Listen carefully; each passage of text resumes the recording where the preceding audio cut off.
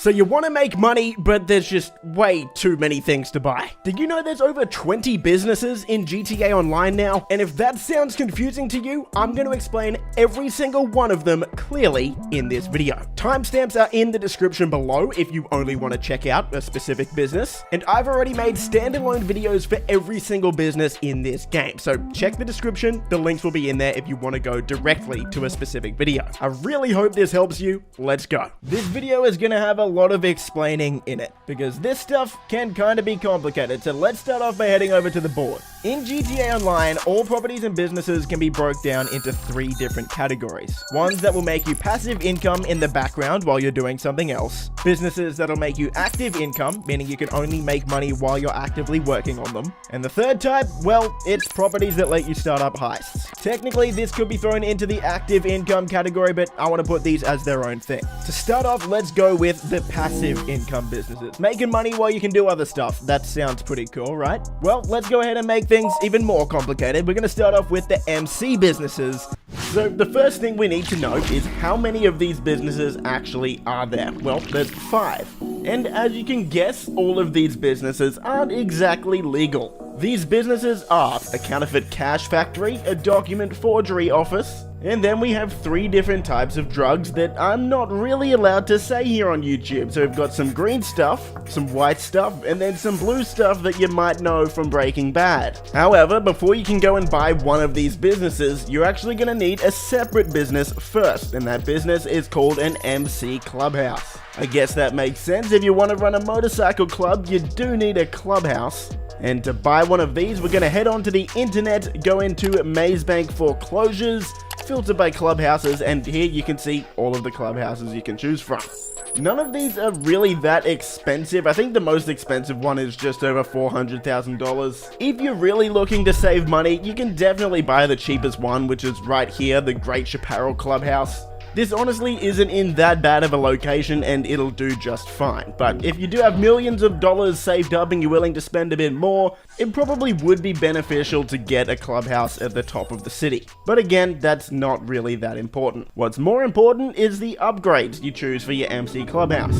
Here you can see all of the optional upgrades for your clubhouse. And almost all of these are completely cosmetic. They're not actually going to do anything besides change the look of your clubhouse. All of them except for the bottom 2. So we've got the gun locker. Essentially what that does is it just cleans up your weapon wheel. A lot of us have too many weapons and it takes a long time to scroll through all our weapons when we're out and about. So essentially this lets you put some of your weapons in the locker so that there's less on your weapon wheel. Again, it's really not that important, but it can be nice if you've got a lot of weapons and a lot of money to spend on it. The one upgrade I would recommend getting though is the new custom bike shop. Now previously all this let you do was customize your bikes, which honestly was kinda useless since you can just go to LS Customs. However, with the new business changes in 2022, now we can actually make some money with this one. Every so often, normally about once an hour, a customer is going to bring their own bike into this shop. What you have to do is customize the bike to their expectations, which will be pretty much completely free in the end, so don't worry about that. Once you've customized their bike, your job is to deliver it to them. During this sell mission, your job is to keep the bike as spotless as possible. Try not to crash it at all and deliver it undamaged to the customer. A 100% successful delivery will get you $50,000 plus the customer will pay all of the costs that it costs to upgrade the bike. So if you can make $50,000 every hour or 2 with this, you can see in the long run that's going to make you a lot of money. Another important thing to know about the MC Club is that you can actually make money through the bar in your MC clubhouse. As the owner, all you need to do is go up to your bartender here, start a resupply mission, and keep that bar stocked every couple of hours. If you can do that, all you need to do is head into your office in your clubhouse and pick up the money that's going to be laying there. So now in 2022 and beyond, instead of just the clubhouse being a place for you to buy more businesses, now there's 2 ways for you to make money with it. And now you know what they are. Okay, so let's get on to the rest of the MC businesses, the other 5 that I mentioned before. This is where the real money is made. We've got 5 different businesses for you to choose, and each of them is going to create a different type of product that you'll end up selling. To recap, these different types of products are a document forgery office, a counterfeit cash factory, and then 3 different types of illegal substances. A green one, a blue one, and a white one. In order to buy these, go into your MC clubhouse in your office. You're gonna have to set yourself up as an MC president, and you're gonna want to sit down at your computer.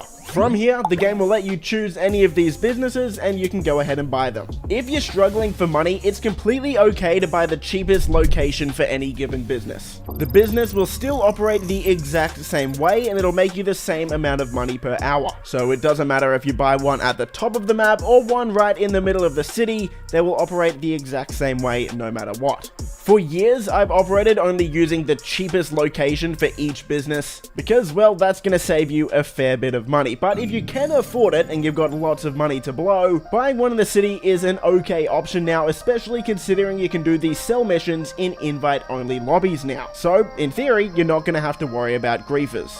Before I get into exactly how these businesses operate and how much money they're going to make you per hour, I need to let you know that all of the figures I'm going to be using take into consideration that not only do you have the business, but you have also purchased the staff and equipment upgrades for each business as well.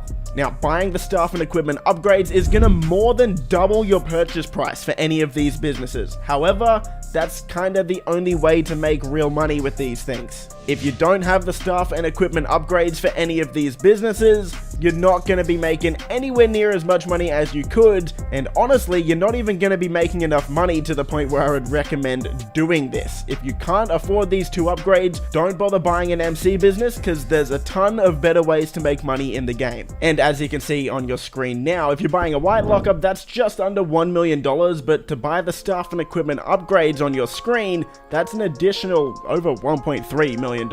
Yeah, you can see it is even more expensive than the business itself, so keep that in mind before you buy one. In order to buy these upgrades, go into your MC business once you've purchased it, and you can buy it in the upgrades tab on the laptop in that business. Okay, let's get into how these work. The process is really quite simple. Once you walk into your business, you're going to see 2 bars on the bottom right of your screen, product and supplies. Your staff at any of these businesses will slowly convert that supplies bar into product. They'll be using supplies to create these products. Pretty simple, right? So all you need to do is 2 things. You've only got 2 jobs. You need to keep that supplies bar full and sell the product when you're ready to sell it. So that means you need to know 2 things: how to keep the supplies bar full and when to sell your product. There's 2 ways to restock your supplies. The first one, and the easiest one, is going to the laptop in your business, clicking on resupply, and then buying supplies. You'll see your supplies bar is broken up into 5 little sections. Each one of those bars costs $15,000. So that means to fully resupply your business, 15 times 5 is $75,000 for a full resupply. The other way you can restock your business is to steal supplies on your laptop. Once you click that, you're going to be put into a steal mission where you're going to go out, steal the supplies, deliver them back to your business, and that will slowly fill up that bar.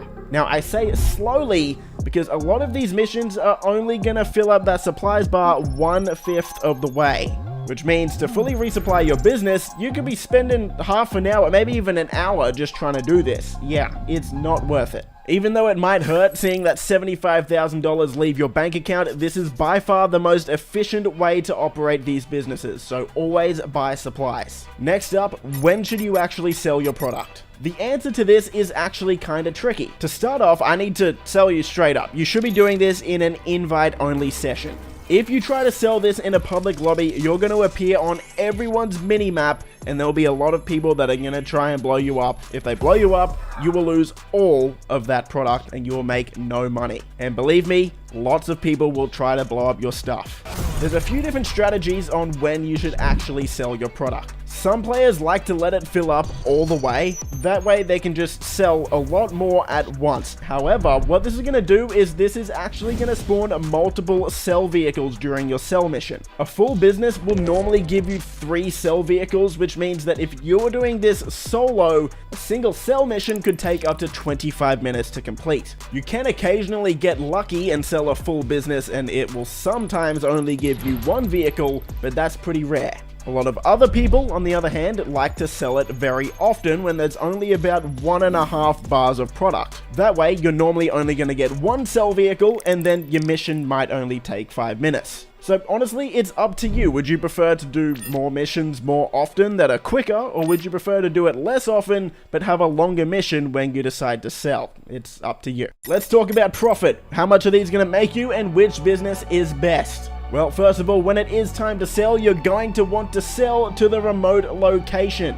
This is what that looks like. You head over to your laptop, click sell stock, and you're going to want to sell it to the location that's furthest away, because that's going to give you 50% more money. That is absolutely huge. So taking that into account, let's get into the numbers. This is going to get pretty confusing, so if you need to rewatch this again, that's completely fine, or I've made this into a document that's going to be in the description below, so you can look at it that way. Here we go. One full resupply restock for each business will make you this much money. For the white stuff, that's going to earn you $201,600, and that's going to take 2 hours to work through one full bar of supplies. A full restock of the blue lab will make you $178,500. That's going to take 2.5 hours. For the cash factory, that's going to make you $167,400, and that's going to take 2 hours and 40 minutes. For the green stuff, that's going to make you $189,000, but that one's going to take 3 hours and 20 minutes. And for the document forgery, that's going to make you $126,000, but that one's going to take you 2.5 hours to work through one full bar of supplies. So what that means is if you're buying supplies for $75,000 for a full resupply, this is how much money that's going to make you per hour. The white stuff is going to make you $63,300 per hour. The blue lab will make you $41,400 per hour. The cash factory will make you just over $38,000 per hour. The green stuff will make you $34,200 per hour, and the document forgery office will make you $20,400 per hour. So as you can see on your screen, that is the order in which one makes you the most money, and yeah, clearly it's the white stuff that makes way more money than any other business. Now, for those of you guys that are thinking of letting your business fill all the way up before you sell, I'm also going to tell you the maximum capacity for each of these businesses. For the white stuff, it can hold a maximum of $504,000 worth of product. The blue lab can hold $428,400 worth of product. The cash factory can hold $352,800 worth of product. The green farm can make you $302,400, and the document forgery office can only hold $151,200 worth of product. That's not much at all. So now that you know all of the numbers, which ones are actually worth it? Well, I definitely think the top 3 are worth it. The white stuff, the blue lab, and the cash factory. All of those definitely worth it. They're going to make you some pretty good money. It's up to you whether you want to invest in a green farm. It's quite clearly the 4th best business or the 2nd worst one of these businesses, but in my opinion, running 4 of these businesses is just a little bit too much. That takes a bit too much time and effort, especially when you've got other businesses in the game to run, like a bunker, a nightclub, maybe a cargo warehouse, and of course, you're going to be doing heists. Moving on to the next passive business, that's the bunker. When it comes to making money with the bunker, everything we just went through with the MC businesses pretty much applies here. Think of the bunker like a juiced up MC business. Works pretty much the same way, but just gives you more money. The main difference, where you can buy 5 different types of MC businesses, you can only buy one bunker. So how do we buy one? Well, just like with the clubhouse, you want to go to your internet on your phone, go in money and services into Maze Bank foreclosures again. This time just filter it to bunkers, and again you're going to see that there's a lot of them around the map. In all honesty, I would recommend buying pretty much any bunker except the 3 that are at the top of the map. The main reason for that, on top of it just being a pain to get to the top of the map all the time, is again during the sell missions. If you've only got a 15-minute timer and you need to do 2 deliveries from the top of the map to the bottom of the map, you're just not going to have enough time. If you got the Criminal Enterprise Starter Pack, you'd actually have the top bunker for free. If that's you, my main suggestion would be get away from that as far as possible. Even though this one's free, it's just not worth having. Buy one closer to the city if you can. The two I would recommend are either the farmhouse bunker, which is a bit pricey at 2.375 million, or the Chumash bunker, which is on the left side of the map and it's a lot cheaper. Both of these two are really close to the city, which means when you go to sell the product, you're not going to have that far to go. For me, I normally get one of the bunkers around the Sandy Shores airport here, just because that's where all of my MC businesses are, and I like them being close. So once you're inside and ready to make some money, like I said, pretty much the same as the MC businesses. As the supply bar goes down, the product bar is going to go up. And again, just like the MC businesses, if you want to make more money per hour, buy the equipment and staff upgrades. I know they're pretty expensive, but if you plan on playing this game for a while, you will make your money back. As for the security upgrade, that's going to stop your business from getting raided. It's up to you whether you want to buy that. Personally, I don't normally buy that. Where the bunker is different from the MC businesses though, is you can actually choose what your staff are going to do. So head into the laptop in your bunker, go to assign staff, and you're going to see that you can either assign everyone to manufacturing, everyone to research, or a split between both. If you do choose to assign some staff to research, essentially what that is this next bar that's in the bunker. So if you choose to assign staff, that bar is going to go up alongside the product bar if you split the staff between the two. And every time that research bar fills up, you're going to unlock the ability to buy a new upgrade for a specific vehicle, maybe a new attachment or different ammo type for Mark II weapons. And that stuff can be useful, but for the overwhelming majority of players, you're probably just going to want to get as much money as possible. So what I recommend doing is assigning all staff to manufacturing only.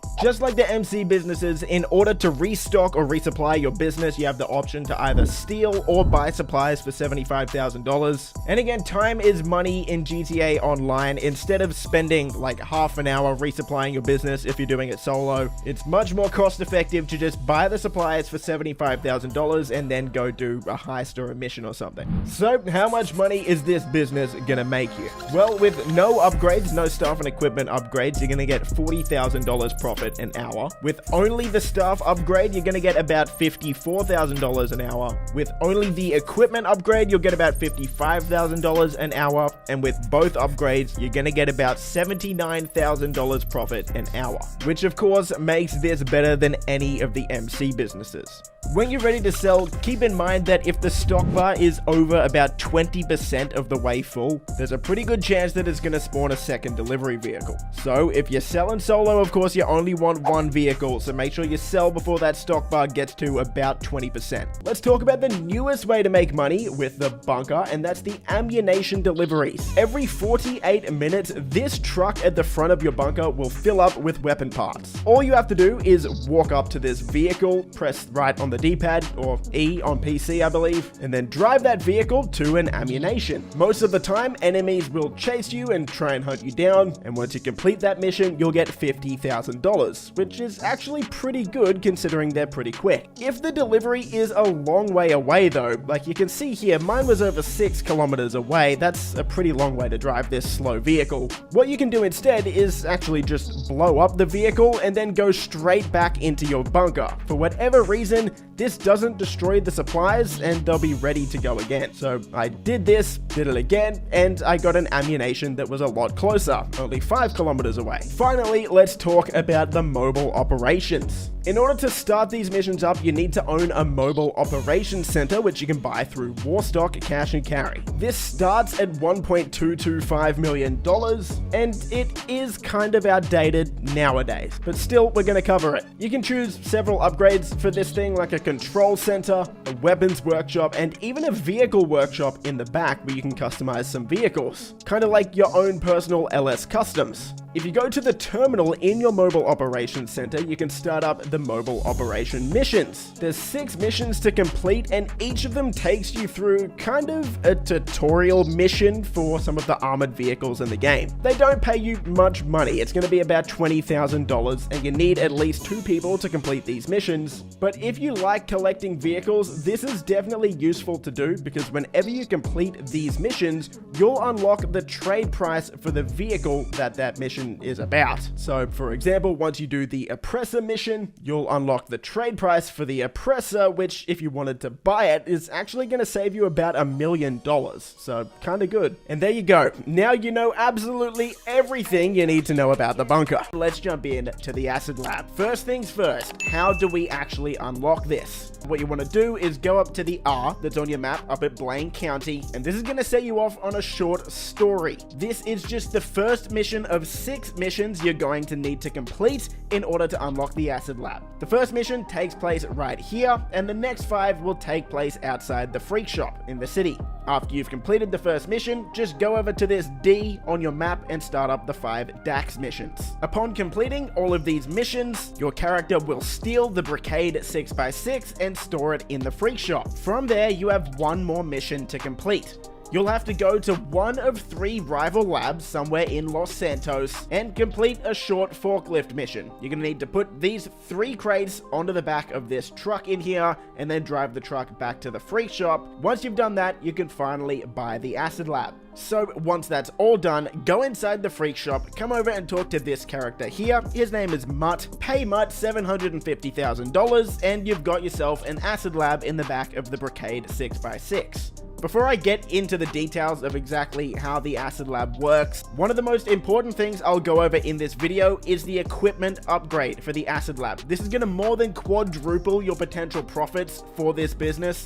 In order to unlock it, go talk to Mutt in the freak shop, click on acid lab upgrades, and you can see here in order to unlock the equipment upgrade, you will need to complete 10 DAX Fooligan missions. To start these missions, call up DAX on your phone and request work. These missions are pretty simple. They should take about 5 to 15 minutes to complete. They'll also pay you out $50,000, but the problem is they have a 48-minute cooldown until you can do them again. You need to complete 10 of these in order to unlock the equipment upgrade for the lab, so that's going to take you about 10 hours. So start these as soon as possible, because as we'll get into in a minute when I talk about the profits from this business, this upgrade will more than quadruple the amount of money you can make. Okay, let's talk about how the acid lab works and how you can make money. Well, just like the 5 MC businesses in the game, as well as the bunker, this business is a passive business and works in a very similar way. You've got your supplies bar on the bottom right,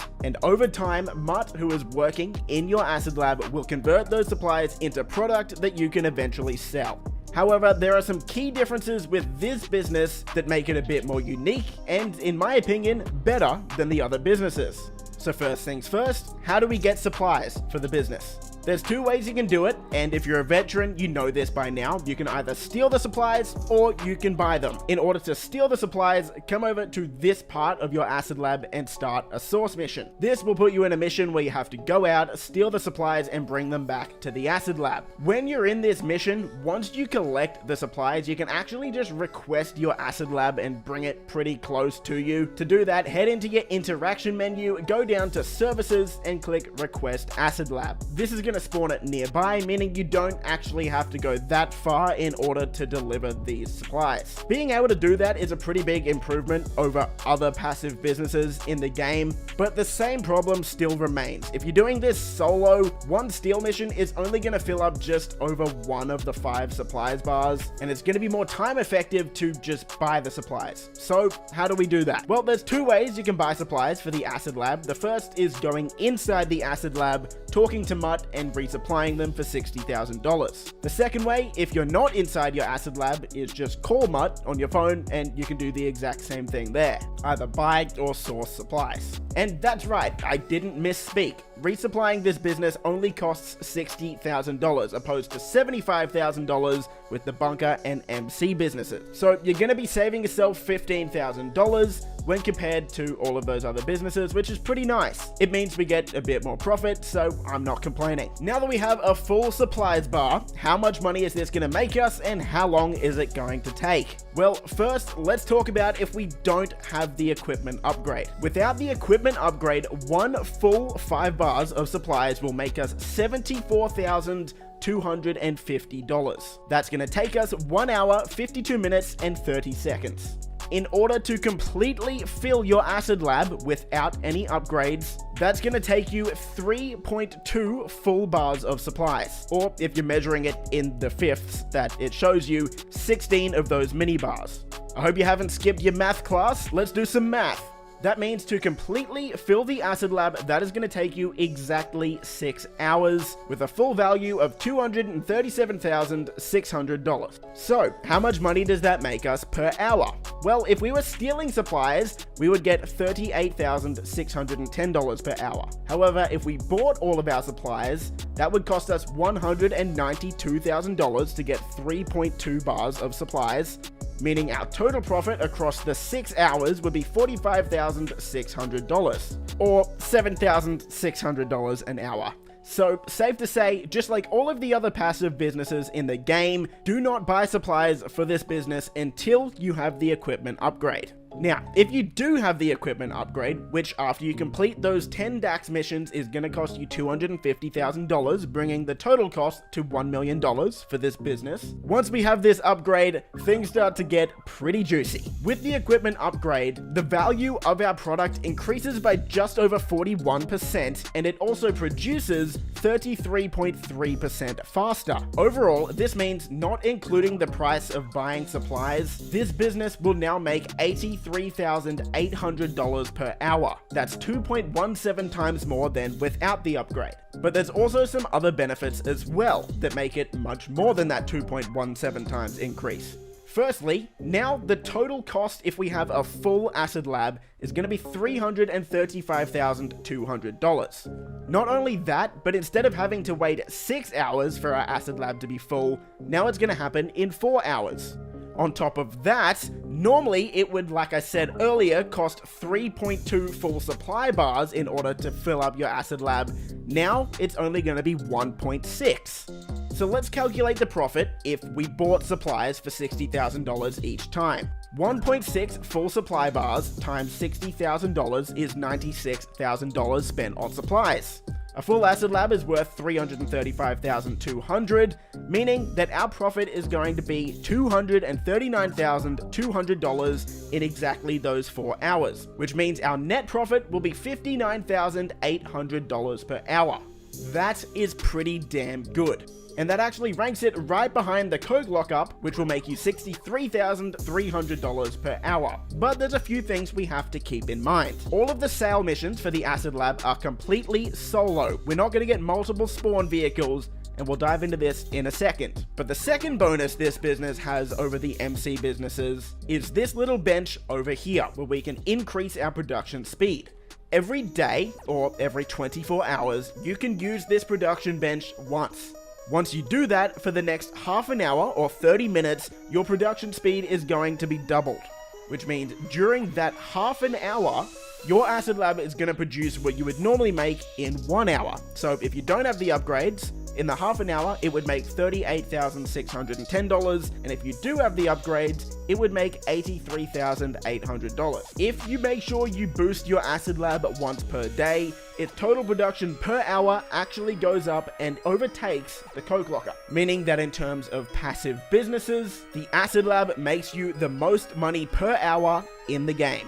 So that's how we make profit. But what if I told you you should be making even more money than this? That's right, you can actually give yourself a 5% boost on all of your acid sales just by giving your acid product a name. So to do this, all you have to do is go into your interaction menu, go to your service vehicles, click on Acid Lab of course, and then just change your product name. You can change it to whatever you want. No matter what name you change it to, you will get a 5% bonus. And as you can see here, just me changing the name right there on the spot increases the value of my product by 5%. So make sure you actually do this. If you're not doing it, you're just costing yourself money basically. Let's talk about the sale missions. All of your sale missions will take place on your delivery bike. That's right, no matter if you only have 1 bar of supplies or a full acid lab, you are only gonna have the 1 sell vehicle. And I can't complain, it's a pretty quick and cool bike. Much better than any of the vehicles we get in the MC or even bunker sale missions. The timer on these missions is 20 minutes,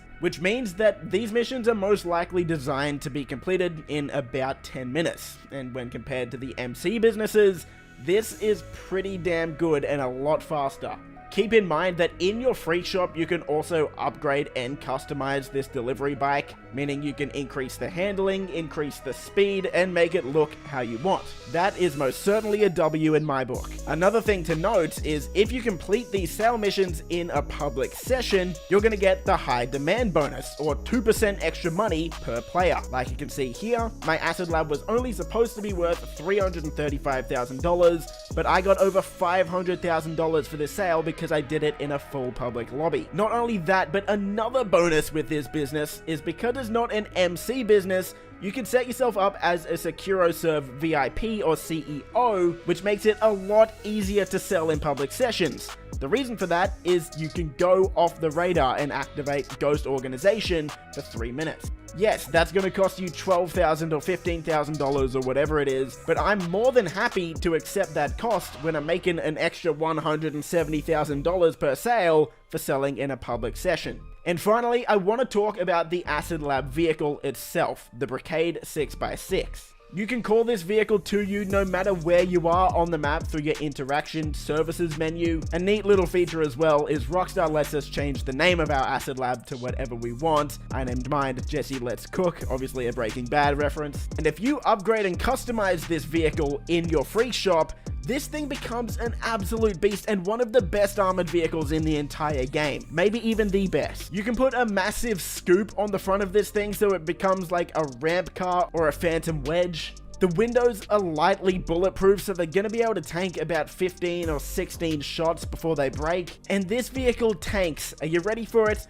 48 RPGs before it blows up. Yes, 48. I don't know about you, but I have never been shot by 48 RPGs ever in GTA Online. That's right, if someone's trying to grief you while you're in this vehicle, they are going to have an extremely difficult time. So there you have it. That's the Acid Lab. No, it doesn't make you as much money as a heist, but when it comes to passive businesses in GTA Online, this one is most certainly right at the top. The cargo warehouses in GTA Online have always been one of the most profitable businesses in the game. But with the new changes Rockstar Games has made to this business in 2022, it's now even better than it was before. And that's because Rockstar Games added 2 new ways for us to make money with the cargo warehouse. So whether you're a beginner or an expert, hopefully this video will give you a complete understanding of how to run and make the most money possible with this business. First things first, how do you buy one? Well, it's not as simple as just logging on to Maze Bank foreclosures like other businesses. You're gonna have to go into Dynasty 8 Executive and buy yourself a CEO office. That's right, you can't just buy a cargo warehouse by itself. You need to also own a CEO office in order to own a warehouse. So, which office should you buy? Well, it depends how much money you have, in all honesty. If you've got $50 million, sure, go for the most expensive one, the Maze Bank Tower. But if you're kind of struggling for money, just go for the cheapest. It's the Maze Bank West over here. It's $1 million as opposed to the most expensive one, which is $4 million. It's still in a good location. It operates the exact same way. The only difference is location. Once you've got your CEO office, go into it, go into your interaction menu, set yourself up as either a CEO or a VIP. Then you're going to want to go to your office computer. Sit down here, go into cargo, and there you've got all of your cargo warehouses that you can choose from.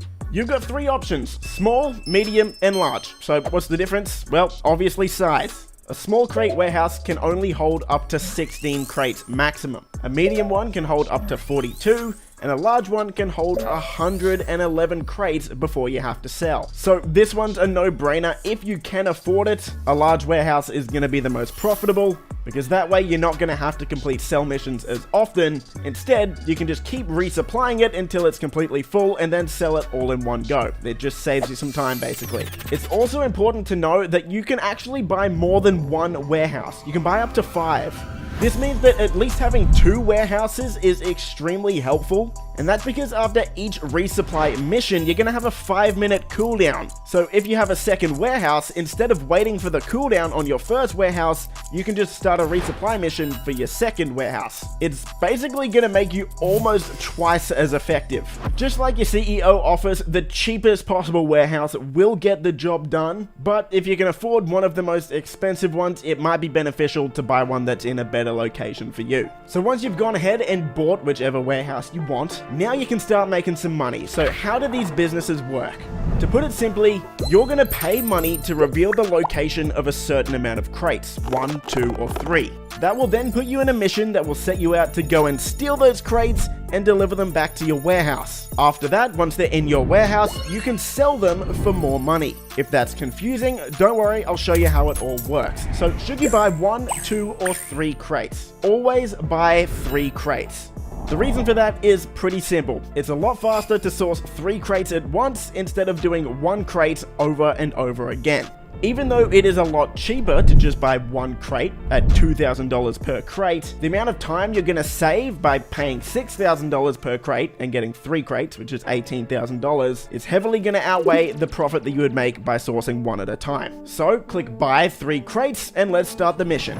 There are 2 different types of source missions when it comes to 3 crates. It will either locate a vehicle that has all 3 crates in the 1 vehicle, or it'll put you in a mission where you have to pick up each crate individually. It is a lot more time efficient when you get all of the 3 crates in the 1 vehicle, because when you have to collect all 3 individually, your character can only carry 1 at a time, so you have to go and get it, deliver it to your warehouse, go back out, get the second one, go back, get the third one, etc. Either way, both are more time efficient than just buying 1 crate at a time. Once you complete that mission, like I said earlier, you're gonna have a 5-minute cooldown until you can do it again. This is where it really helps if you have a second crate warehouse. That way you can either fly back to your CEO office or just set your spawn location there and find a new lobby. That's sort of an easy way to fast travel. Or if you have one, you can call a terabyte and source it through there. I'll show you how to do that on screen now. Or another way you can do it is start these sale missions up through the master control terminal in your arcade. Regardless of which way you choose to do it, having a second warehouse means you can immediately start another mission. By the time you complete that mission, the cooldown should be finished and you can stock up your first one again. Just keep going back and forth and make almost twice the amount of money. With the changes Rockstar made in 2022, there is another way that you can source crates for your cargo warehouses as well. Now, when you go into your cargo warehouse, you're going to have a staff member there. What you're going to want to do is walk up to them and pay them $7,500 to go source some crates for you. So not only are you going to be sourcing crates, but you can also pay your staff to source them at the same time. Once you pay them $7,500 to go and do that, that's going to take them 48 minutes. After the 48 minutes is up, they'll deliver that cargo back to your warehouse. Most of the time, they're only gonna get 1 crate. However, sometimes they're gonna get 2 crates, and there's an even smaller chance that they can get 3, and an even smaller chance than that they're gonna get you special cargo, which sells at a much higher price than the normal crates. So, if you have 5 crate warehouses, for example, you can have 5 different staff members sourcing your cargo in the background passively while you're grinding these missions as well. And that's a big reason why these crate warehouses are more profitable than ever. Before we talk about when you should sell the special cargo, I want to quickly talk about the other new money-making method Rockstar introduced with this business as well. And that's the new export mixed goods missions. You're going to be able to do these every 48 minutes. Which is an in-game day. All you need to do is go to your assistant in your CEO office, and the option to start the mission is going to be right there. This is a really simple mission. You're just going to have to drive a truck to the drop-off point, and you're going to get $50,000 for that. So yeah, this is a nice little bonus to have every 48 minutes, basically. Okay, let's talk about when you should actually sell the crates in your warehouses. If you sell 9 crates or less, you're only going to have 1 sale delivery spawn, so that makes it really easy to complete solo. If you wait until there's up to 27 crates, it's going to spawn up to 2, and anything above 27 crates is going to spawn up to 3 sell vehicles. However, now in 2022, you can complete these missions in invite-only sessions, so there's no chance that your cargo is going to get griefed. So, it's much more beneficial to let your warehouse get as full as possible. By letting your warehouse fill up all the way, you can actually end up making $20,000 per crate. Whereas, for example, if you only sell 9 crates at a time, you're going to get $14,000 per crate. Again, totally up to you which one you choose. Just pick the one that you think suits your playstyle best. These missions are normally pretty easy. It just consists of driving a vehicle, either by land or air, to the drop-off points. Some missions will spawn enemies that'll try and shoot you and blow you up, and of course for most players I recommend doing these in an invite-only lobby. If you did want to risk it though, and sell these in a public lobby, you are going to get 2% extra money. So potentially you could make a lot more money if you sell it in a full public lobby, but people are going to try and grief you. So that decision is yours.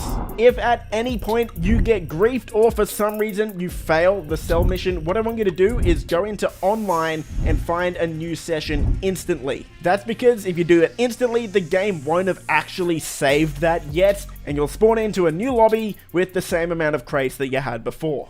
If you want to upgrade the sale vehicles as well, there actually is an option to do that in your cargo warehouse. Just go over to the red table, click on the truck, plane, or boat. For the truck, you can buy an armor upgrade and bulletproof tires. For the plane, you can also upgrade the armor as well as put a better jammer on the plane. And for your boat, you can upgrade the armor as well as the speed, which is probably going to be pretty useful because these sale missions take place in a tugboat, which is so slow I can't even describe it. And that's about it. Bail enforcement officers have hit GTA Online, so let's not waste any time, let's get straight into it. First things first, how do you actually buy one? Well, head into your phone, go into Maze Bank foreclosures, and here you can see there are 5 bail officers around the map. Let's talk location. There is one for relatively cheap at the top of the map in Paleto Bay for 1.65 million. This is the cheapest one, but as always, don't recommend getting a business this far away from everything. It's just not going to be worth it. Moving back down to Earth in Los Santos, we have 4 different options, starting off with Davis for 2 million, Del Perro for 2.35, Mission Row for 2.39, and then downtown Vinewood for 2.62 million. Look, all of these are going to be fine. If I had to pick the best location, I would pick the one in Vinewood. It's just the closest to the top of the map, because sometimes you will need to go up to Sandy Shores and very occasionally up to Paleto Bay. Mission Row is also pretty good. It's got good access to the highway, which should make your missions a bit quicker. Moving into the upgrades, we've got the usual upgrades. First off, we've got style. This is just going to change the look of the interior. Obviously not necessary, but if you have the money, sure, make your business look a bit better. We've got agents, which is very important. We'll cover that in depth in just 1 second. But moving on to personal quarters, this will add a bed to your business so you can fast travel there. A gun locker will let you change your loadout, but at this point you probably already have a gun locker in other properties, so really not worth it. And then we have armor plating for your bail enforcement van. This is an upgrade I'd actually recommend getting. For $125,000, it's not that expensive, and it's gonna make your bounty hunting just a bit easier. It makes the back of the van pretty much bulletproof, which is definitely very handy to have. Okay, so what about these agents that I spoke about? Well, you can hire up to 2 agents. They're going to be $750,000 each. But to understand how these agents actually work and help you, you kind of need to understand how the rest of the business works first. So we're going to cover these closer to the end of the video. Alright, so we're in our bail office. What do we do? How does this work? Well, there's 2 main ways you're gonna make money with this. The first is through the bounty hunting that you'll do on the computer here, and the second is through the safe in your office. Let's start with the actual bounty hunting. Once you log into your computer, you'll see 4 different targets. 3 of these are gonna be blue, and they're gonna pay you a bit less, normally around $35,000 to $40,000. And then there'll be a most wanted target in red that will pay you about triple that. So let's start with the most wanted. How does this work? The most wanted target can only be completed once per day. Now there's 6 different targets, and those are of course gonna rotate daily. All of these most wanted targets follow a similar mission structure. You're basically just gonna have to go to a couple of locations, complete a pretty basic task like with Grace Whitney for example, go to the morgue, take a photo of a dead body, go to a different location, take out the armed guards, disarm the bounty target, and then put them back in the van. The most wanted targets are a bit unique though, because at their second location,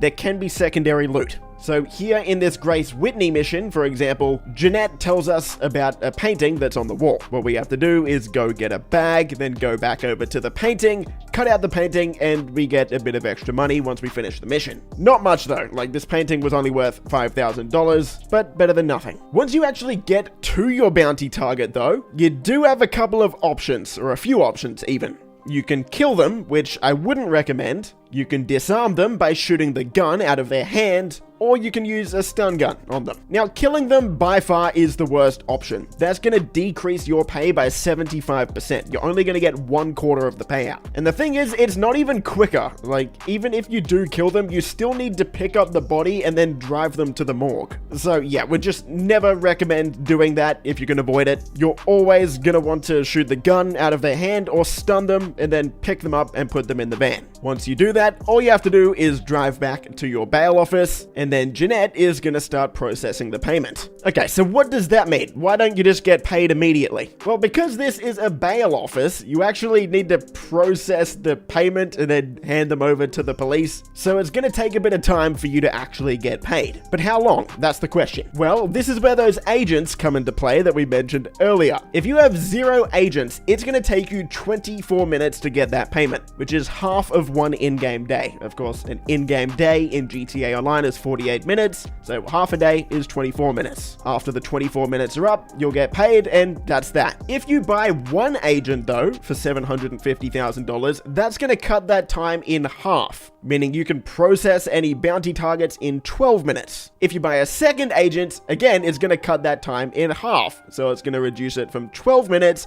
down to 6 minutes. Now, to be honest, this doesn't really matter too much. It's not like it's actually going to make you more money, it's just going to help you get the payment a bit faster. It's definitely a nice feature to have, but yeah, at the end of the day, you are still getting the same payment, so you're not going to make more money by processing them faster. But that's not all the agents can do. They can actually help you make money as well through the safe that's in your office. So how does this actually work? Well, once you have agents in your office here, you just go over to them, press right on your D-pad, and it'll send them out on a mission, basically where they do what you did. So they're going to go out and do some bail enforcement work as well. This is going to take them 1 in-game day, or 48 minutes. And once those 48 minutes are up, money will be added to your safe. So how much money can actually be added to your safe, and how much money can the safe hold? Well, every 48 minutes, once these agents deposit the money into the safe, it'll pop up on the bottom left of your screen, and that number will be between $5,000 and $10,000 per agent. So basically, every 48 minutes, you can get between $10,000 and $20,000 if you have 2 agents doing these for you.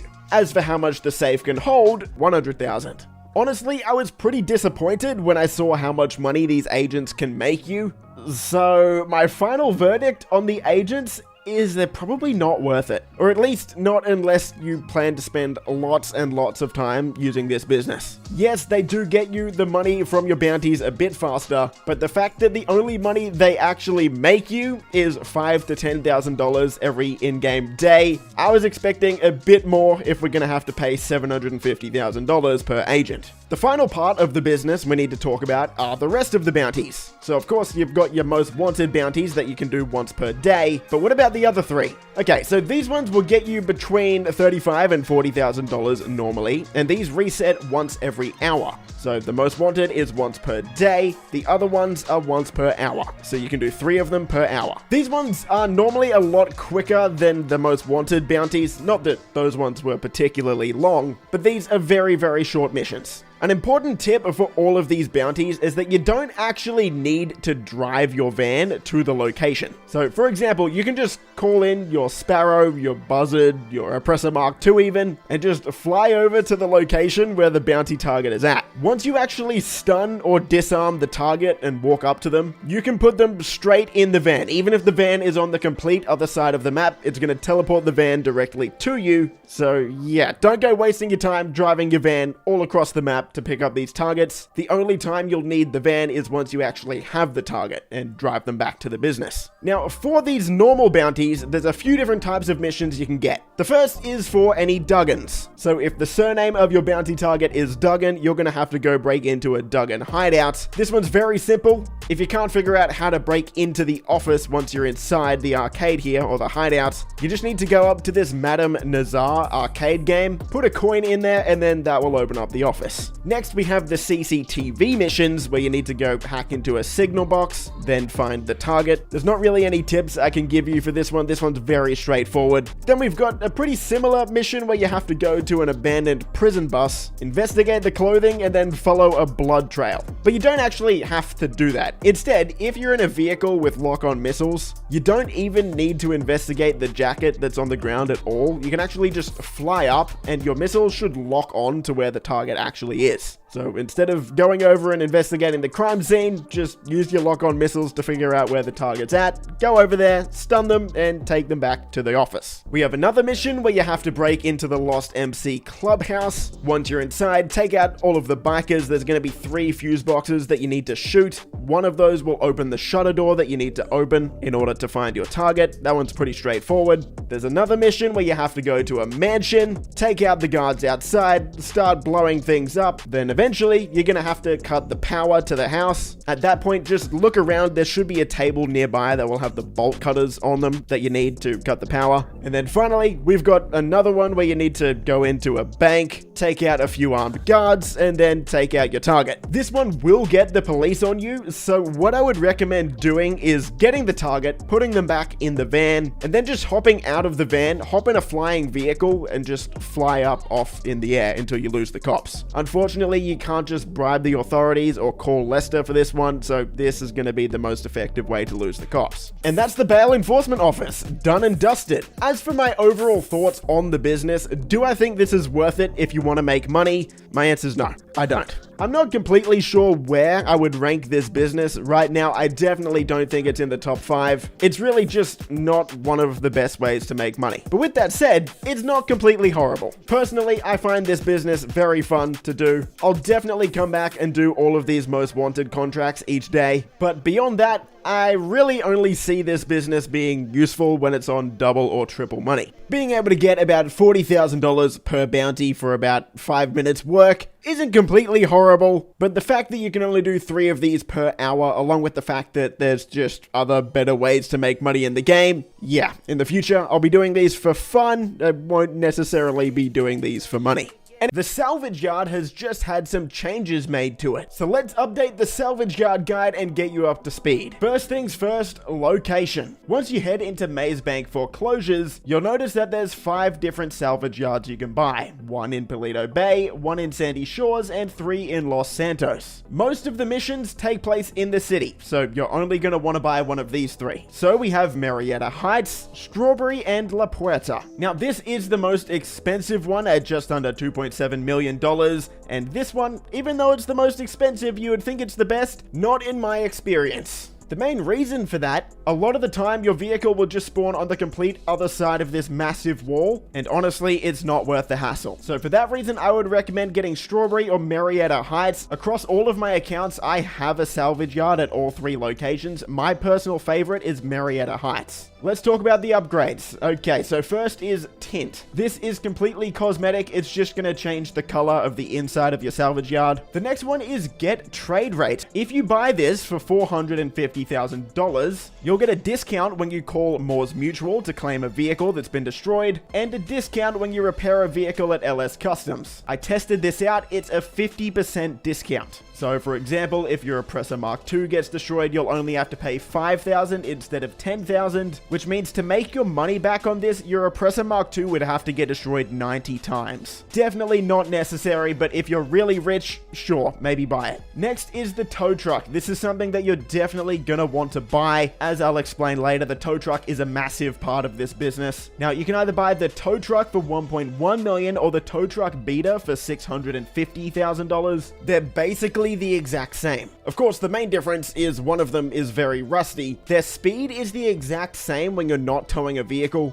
but when you are towing a vehicle, the non-beater version, just the normal tow truck, is very slightly faster. It's not that noticeable, and if you don't have the money, it's definitely not worth paying the extra money just for this. If you do have the money though, yeah, sure. Next is the wall safe. This costs $750,000, and I've seen a lot of misinformation about this one. This is not something you need to buy. Even if you don't buy this, you will still have a safe in your salvage yard, okay? A lot of people get that confused. If you don't buy this upgrade, the max capacity of your safe will be $100,000. If you buy the safe upgrade, the capacity just increases to $250,000. But the amount of money you can make with the safe stays the same. So It's not necessary at all. But anyway, we'll talk about that a bit later. And finally is the staff upgrade. This costs $625,000, and for making money, I would definitely recommend this one as well. Again, we'll talk about this one later, but it will double the speed that your staff can salvage vehicles. Okay, let's talk about what to do and how to make money. So there's 3 ways you can make money with this business. The first is through vehicle robberies. That's probably going to be the main way you make money. The second one is through the tow truck missions and salvaging the vehicles that you bring back with the tow truck. And the third way is through the safe in your office. So let's start off with the vehicle robberies. Vehicle robberies are basically a heist. Technically, they're not called heists, but they're pretty much a vehicle heist. So to start these up, head over to the computer in your salvage yard, and you'll see that there's 3 different vehicles that you can steal. You'll of course have one that doesn't pay as much, one that pays in the middle, and then one that will pay you a lot. The payouts from these ones range from about $250,000 all the way up to $400,000, and these will rotate each week. So in some weeks, we may get some vehicles that are worth the low 200,000s. We may get some that are worth well over 400,000. It's just going to change week to week. Now, I'll get to explaining the actual robberies in a second, but what you need to know is these can only be done once per week. You can only do 3 a week. So that's right, it's not going to reset straight away. You can't just do it again after you finish it. You can only do each of these once per week. And yes, that is a real life week. They're going to reset every Thursday when the GTA Online weekly update comes out. Okay, let's get into the actual robbery. Setting up a robbery will cost you $20,000, and the first thing you'll have to do is a scope out mission, just like you would with a heist. This won't be difficult at all. All you have to do is just go to a certain location, take some photos, send them to Jamal Amir, and you're done. Next, you'll have to do some planning work as well as some tasks. Normally, you'll have 2 mandatory tasks and then 1 optional task. The mandatory ones are very straightforward. They're just things that you need for the heist. I'm not going to hold your hand and walk you through these setups. They're pretty straightforward, and I'm sure you're a pretty good player, so go ahead and do that planning work, and then you have 1 optional planning work. This is something that will just make the finale a bit easier. It'll normally be something like with the gangbanger robbery, for example. There will be less police in the police station. For the Duggan robbery, it means the guards will have less armor, that sort of thing. Something that's not compulsory, but might make it a bit easier. Honestly, really not worth it for an experienced player at all. The finales are not difficult, so you should be fine. And then we have tasks. Normally you'll have 2 or 3 of these, plus an optional one, which will be getting masks. This will just drop 1 star off your wanted level in the finale. Again, really not necessary. And for the tasks, you actually have to do these in free mode. So you'll fly around or drive around the map, and you'll see these green duffel bags on your map. So just head over there and start up the tasks. Again, they're very, very simple. This will be very straightforward. Once that's done, you're on to the finale, the actual robbery. These are pretty cool missions, but again, honestly, you don't need me to walk you through this. You know how to complete missions at this point. The only thing I would say though is you actually can use personal vehicles in the finales. So for example, if you need to get away from the cops, remember you can call in something like a Sparrow helicopter, and that'll make your getaway a lot easier. I didn't realize this the first time through, so just letting you know. Also, in the finale, there'll be 3 challenges that are optional. Completing each of these challenges will get you $10,000, and if you complete all 3, you'll get an extra $20,000. So you could make up to $50,000 extra, which does definitely add up. There are 5 different robberies. 3 of them are available each week, and I'll flash up all of the optional challenges in the finale on your screen now so that you know what to aim for. Okay, so you've got the car, you've stolen it, and it's back in your salvage yard. For most players, once you've done these a few times, I would assume you can probably get these done in about 30 to 40 minutes. So we're on track to actually make some pretty decent money here. Now you've got some options. The first option is you can actually claim this vehicle, but this is only available for some vehicles. Rockstar is going to decide each week which vehicle we can actually claim after we steal it, so you can add it to your own garage and keep it. You'll know that you can claim a vehicle after the robbery when it's got this little red and white garage symbol on the bottom left. So how do we actually claim it? Well, of course, complete the actual robbery, deliver it back to your salvage yard, then walk up to it and you'll have an option to claim it. Now this is normally going to cost you $20,000, which is extremely cheap, but if you have a document forgery office, the staff over at your document forgery office are going to make this a bit cheaper for you, so they're going to cut that price in half down to $10,000. Now, this is pretty insane because the Comet S2 Cabrio, which is this car here, is normally $1.8 million, and getting it for $10,000 is, well, quite literally a steal. Now, another thing you're definitely gonna want to know is that these vehicles that you steal in your auto shop robberies have custom license plates on them. So this Comet S2 Cabrio has a Los Venturas number plate. If you want to keep this number plate, do not change it off the Los Venturas one. If you change it to something else, you won't be able to change it back. You can change the name of it, like you can see me do here, but just don't change the actual number plate style.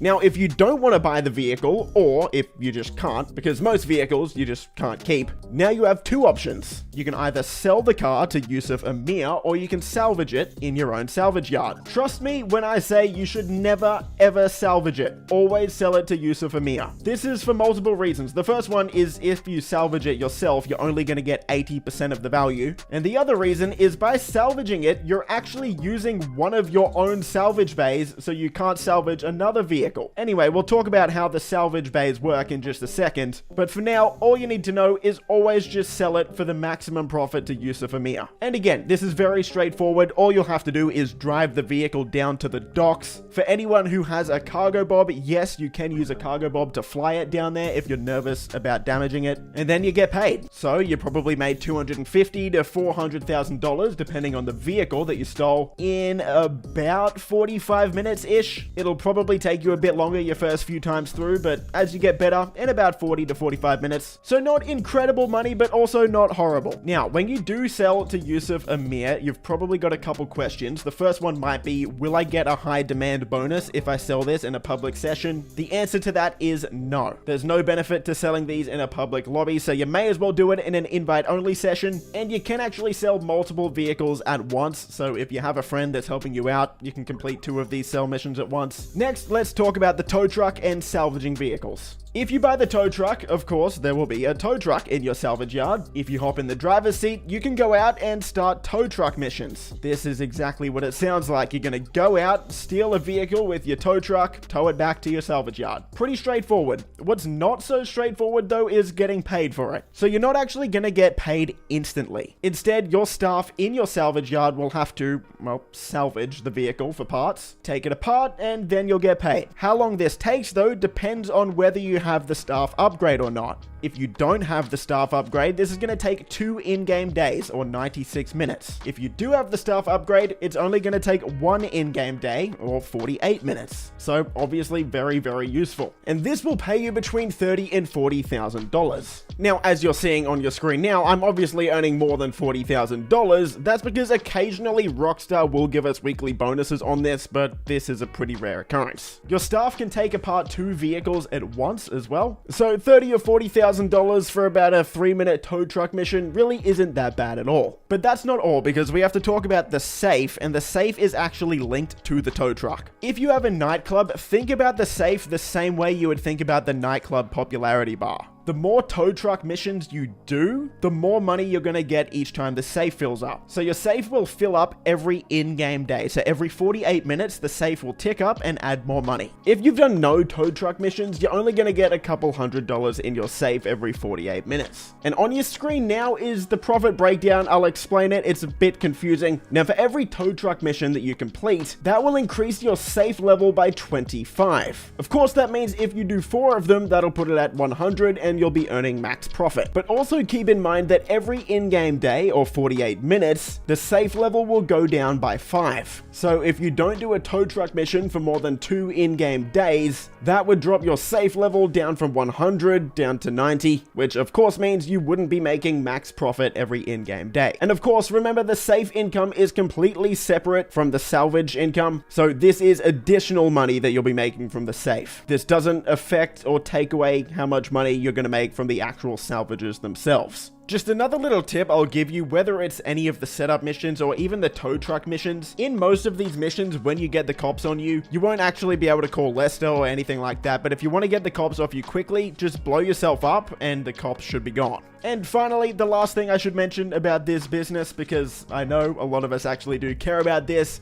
Snacks are available in the office, so don't forget to refill your snacks anytime you're here. Last time I explained the vehicle warehouses was in my Rags to Riches series, and you guys seem to really like that and found it pretty easy to understand. So instead of me just copying what I said there, I'm gonna play the clip from Rags to Riches to explain how the vehicle warehouse works. Enjoy. We're going to be buying a vehicle warehouse. This is a really good solo business because once you get it all set up and ready to go, you can make $80,000 every 20 minutes with this one. So in order to buy a vehicle warehouse, go over to the computer in your CEO office, click on vehicle cargo, and you'll see there's a bunch of different ones here that you can buy. I recommend just buying the cheapest one. The location is actually pretty decent for the price, and the cheapest one is right here for $1.5 million.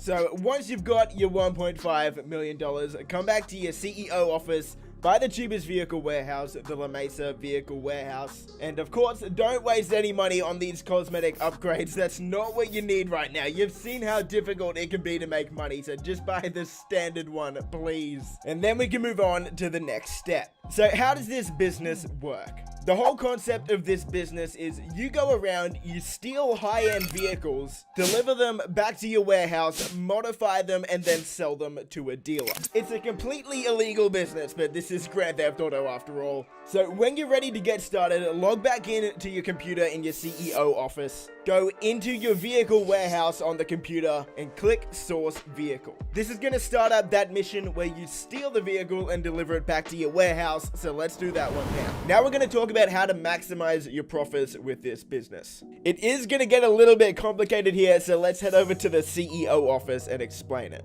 When you source a vehicle for your vehicle warehouse, it's going to give you a standard range, mid-range, or top range vehicle to steal. Standard range vehicles can get you $30,000 profit per vehicle, mid-range can get you $50,000 per vehicle, and top range can get you $80,000 profit per sale. So looking at those numbers, it would be great if we could just constantly sell top range vehicles, right? Well, you actually can do that, and I guess it's kind of by sort of abusing the game's mechanics a little bit, but I'll explain how it works. It'll all make sense, don't worry. When you click Source Vehicle, it's going to give you a random vehicle out of these three types. However, in the actual pool for the vehicle warehouse, there's only 10 different standard range vehicles, 10 different mid-range vehicles, and 12 different top-range vehicles. The game isn't going to give you a duplicate of any vehicle until you have all 32 vehicles in your warehouse. So what does this mean? This means if we continue sourcing vehicles until we have all 10 standard and all 10 mid-range vehicles in our vehicle warehouse,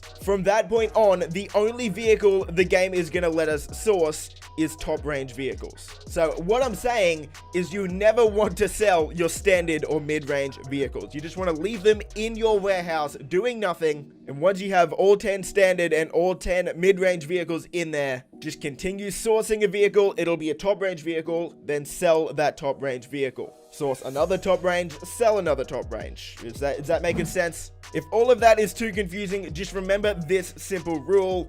You only want to sell top range vehicles, never sell anything else. Alright, so let's sell one of these things. Alright, we've got 9 top range vehicles here, but we've got all 10 mid-range and standard range vehicles. So we'll click on one of the top range vehicles, click export, and then we can choose who we want to sell it to, a private buyer, a showroom dealer, or a specialist dealer. They're all going to pay different amounts of money, but obviously we want to sell it to the specialist dealer. That's going to make us the most money. We're going to earn $100,000 from the sale, but it is going to cost $20,000 to modify. $100,000 minus $20,000 is $80,000 profit. So we're going to select that one and then modify the car. Once you get to the modification stage, it really doesn't matter what you do to the vehicle. All of the upgrades will be free. You've already paid the $20,000. You can make the vehicle look as cool or as stupid as you like. It really doesn't matter. It's only going to last this one mission. So really, I don't put much thought into it. So let's sell this one and we'll talk about what to do from there. Oh man, I still really love that video. So that's the vehicle warehouse done and dusted. Hopefully that helped. If you need a bit more info, I've done a couple videos on the vehicle warehouse, so maybe check those out. But for now, let's move on to the next active business, and that's the Hangar. The Hangar is very similar to the crate warehouse, but it actually just recently got a buff that makes it one of the highest paying businesses in the game. Let's go. first things first, location, location, location. How do we buy one of these and where should we do it? To buy a hangar, open up your internet, whether that's on a laptop in an office or on your phone. Go down to Internet, Money and Services, and click on Maze Bank Foreclosures. Go up to the top right here, filter it by hangars so you can only see all the hangars available, and you've got a handful of hangars to choose from. You've got two down here in LSIA, the main airport in Los Santos. These two are the cheapest two hangars in the game. Now, on the surface, this might seem like a good location because, you know, it's close to the city, but these are actually the hangars that you should avoid.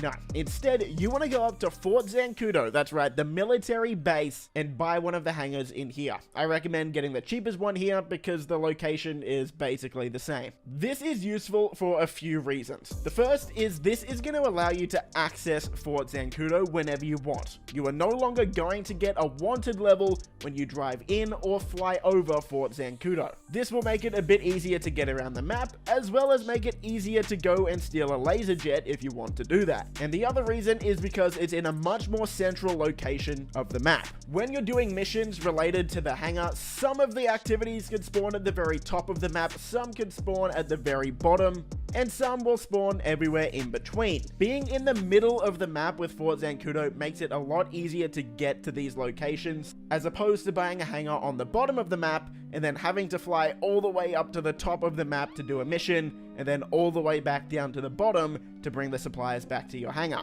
So yes, overall, even though it's a bit more expensive, it's much better to buy a hangar here instead of LSIA.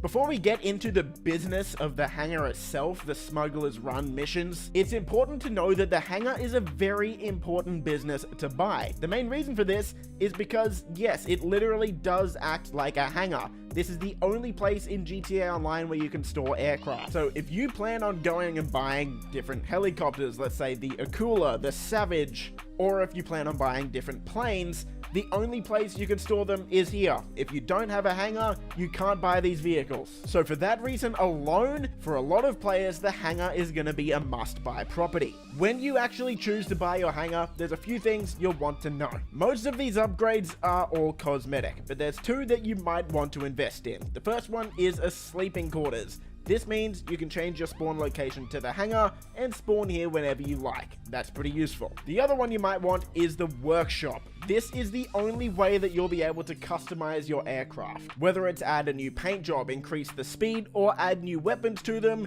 you are going to need this workshop to do it, and it's just over $1 million. Okay, let's talk about the business itself. How do we make money? The hangar business as a concept is very simple. We go out and source product, bring it back to the hangar, and then sell it later on. So of course, step one is sourcing the product. How do we do it? Well, now there's actually three ways to do it. The first is through Rooster, who is just sitting here in your hangar. You can walk up to him, pay him $25,000, and then he'll go out and source cargo for us. When he comes back in 48 minutes, there's a 75% chance that after those 48 minutes, he'll bring us 1 crate, and there's a 25% chance that he'll bring us 2 crates. However, the type of cargo he will bring you will be completely random. And as we get into making profit with this business later in the guide, you'll see why that's actually a very bad thing, and you might want to avoid Rooster altogether.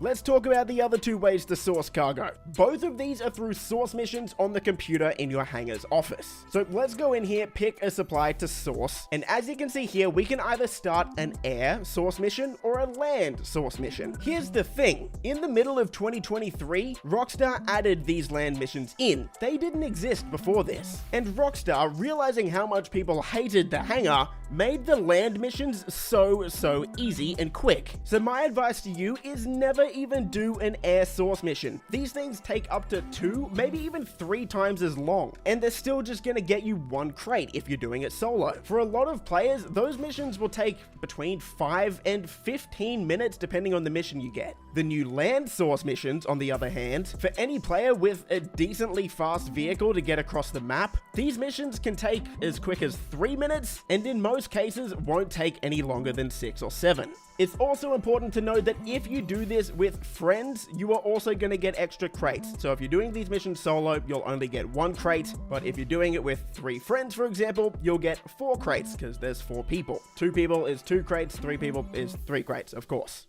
So let me give you some tips for these land source missions as well to make them a lot faster. There's only a few types of actual missions to get. One of them, you're just gonna have to go and pick up a crate off the ground, pretty simple. The next one, you'll have to go to a lockup and shoot a generator, run in, steal the crate, and then fly off. Easy again. But there's two other ones where it gets a bit interesting. The first one is where you have to steal a trailer full of the supplies, but that's not actually true. It will always be this brown trailer here, and instead of stealing a truck cab and driving it back to your hangar, you can actually just blow it up and the crate will drop out. You can then just drive into it and fly back to your hangar, saving a lot of time. The worst mission though, which will only still take you about 6 or 7 minutes if you're an effective player, is the mission where you have to go down in the submarine, pick up the crate and deliver it back to shore. When you get this mission, once you deliver it back to the shore and you put it in the truck, instead of driving that truck back to the hangar, again, just like the trailer, you can just blow up the truck and the crates will drop out. This will save you easily 5 minutes driving that truck back to your hangar. Once the supplies are in your hangar, you can then sell them for a profit. So if you've ever used the cargo warehouse or even the vehicle warehouse in GTA Online, the overall concept is very, very similar. So how much money do these materials get you? Well, before 2022, selling one product would only get you $10,000. Now, at the end of 2022, Rockstar Games buffed this business, tripling the payout. So now, every single material will get you $30,000 per crate. That brings the hangar a lot more in line with the amount of money you can make from the rest of the businesses in the game. So on the surface, it seems like you can just source whatever you want, right? If they all pay you $30,000 per item, you can just source whatever you want and make the same amount of money. Well, no, that's not exactly correct. Gathering certain products in bunches will actually give you bonus money. If that seems confusing, let me explain and I'll try and make this as clear as possible. The first two we will use as an example is counterfeit goods and tobacco. Each of these crates, of course, will be worth $30,000 per crate. However, if you get 5 of either of these, that will give you a 5% payout increase. You can see what this looks like on your screen now. It says it's going to give me a 5% bonus if I sell that stock together. What's interesting is that is going to increase by 5% for each 5 crates I get after that. So for example, if I have 10 crates, that's going to give me a 10% bonus. If I have 25 crates of counterfeit goods, that's going to give me a 25 bonus. And if I have 50 crates, which is the maximum amount of crates you can hold in your hangar at once, that's going to give me a 50% payout increase. The next few crates that are grouped together are jewelry, art, and animal goods. Instead of increasing the value every 5 crates, for these crates, the value increases for each 10 that you have. Once you have 10 of these crates, you're going to get a 12% bonus, and that's going to increase just like the other ones each 10 crates you get. If you have a full warehouse of 50 crates with either of these 3 goods, that bonus is going to be 60%. The final 3, medical supplies, chemicals, and narcotics, well, they're going to give you a bonus for every 25 crates. If you have 25 of these, that'll give you a 35% bonus, and if you have 50 of these, that will give you a 70% bonus. Okay, if that's still a bit too confusing, I'm gonna put this chart on the screen now that should make it a lot easier to understand. Big shout out to the original creator of this on the GTA subreddit, and hopefully that makes things a bit more clear. So, how much money is this actually going to make you? Let's have a look. This is the amount of money that is going to make you, taking those bonuses into consideration if you choose to sell these products as a group. And when you look at the difference before and after this latest buff to this business, that is a massive difference. Where it would only get you $850,000 before, now selling 50 crates of narcotics, for example, will make you $2.55 million.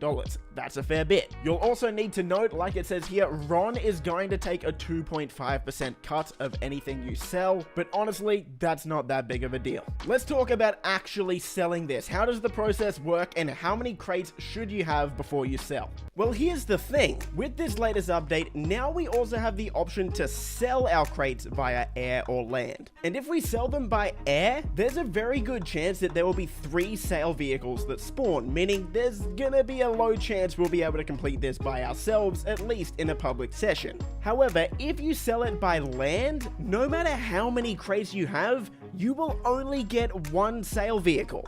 that means you could potentially be selling over $2.5 million of product and still only have one vehicle. It makes it so much easier than it was before. Alright, before we get into the profit per hour, one final thing I want to mention is the cooldown that's going to appear once you source crates.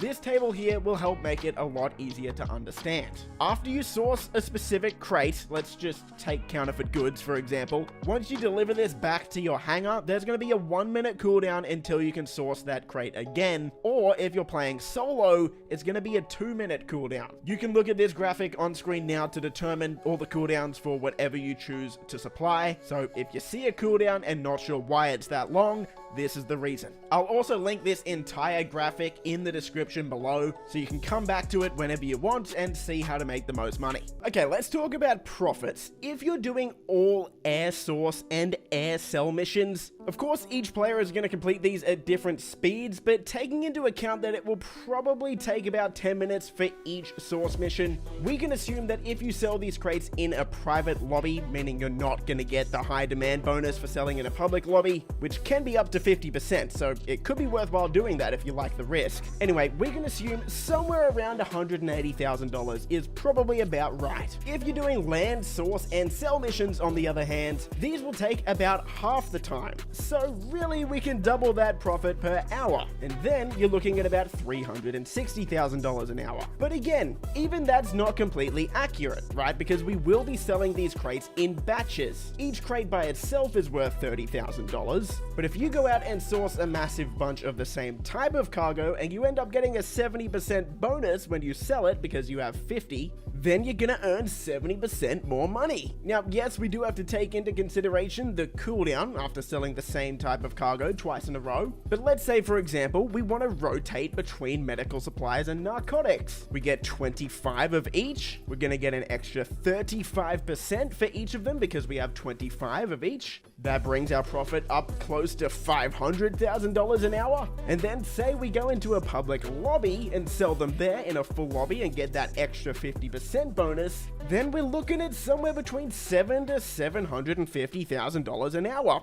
The next active business we're going to go over is the auto shop, and this business is really cool. If you're a fan of cars and vehicle customization, this is probably one of the properties you're going to want to own. And the reason for that is it comes with a 10-car garage standard, but you can also customize all of your vehicles just like you would in LS Customs directly inside this business. It's an auto shop after all. In order to buy your own auto shop, head into Maze Bank foreclosures like you did with a bunch of other businesses and pick one up. None of the locations are really terrible, so just think which one's going to be best for you and go with that one. As for the upgrades on the auto shop, you've got a few to choose from. You can choose between 0, 1, or 2 staff members. And in the extras tab, you have an option to add a second car lift. It's important to know that this is just a second car lift. The base auto shop already comes with one. So what is the car lift? Well, the car lift and the second car lift are essentially one of the ways you can make money from the auto shop, but they're kind of the worst way to make money. Every once in a while, a customer will bring their vehicle in, it'll be put on one of these 2 car lifts, and then your job is to modify the vehicle to that customer's expectations and then deliver it to them. Most of the time, this is going to cost you around $35,000 to do that, and a successful delivery will get you around $60,000, so that's a profit of $25,000. When compared to the other businesses in GTA Online, that's really not good, especially considering that you actually have to do all of this. This isn't passive. You have to deliver it halfway across the map yourself for only $25,000. That's where these 2 staff upgrades come into it. If you want to buy 1 or 2 of these staff upgrades, you're still going to have to do all of the modifications yourself, but you're not going to have to deliver it yourself. When you go to deliver it, you can actually just click a button, let your staff member deliver it, but the only problem with that is there's a really high chance they're going to crash the car on the way. Most of the time I did this, I only got around $45,000 per delivery, which is only about $10,000 profit. Considering how expensive these staff upgrades are, my recommendation is to stay away from the car lift side of the business and sort of put your attention to the next part that we're going to talk about.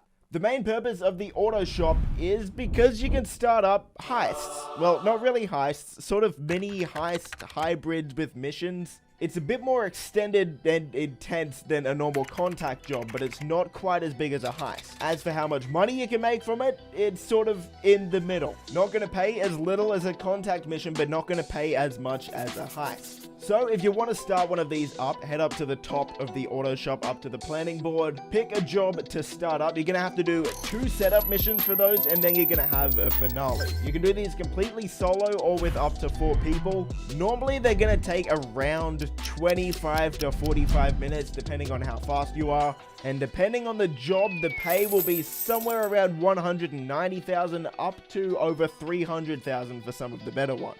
If you're focusing on solely making money, I wouldn't really recommend the auto shop overall just because there's better things to do, like heists. But if you're an experienced grinder who has a lot of money and isn't really worried about just making as much money as you can as fast as you can, these are pretty fun, so I would recommend picking it up then.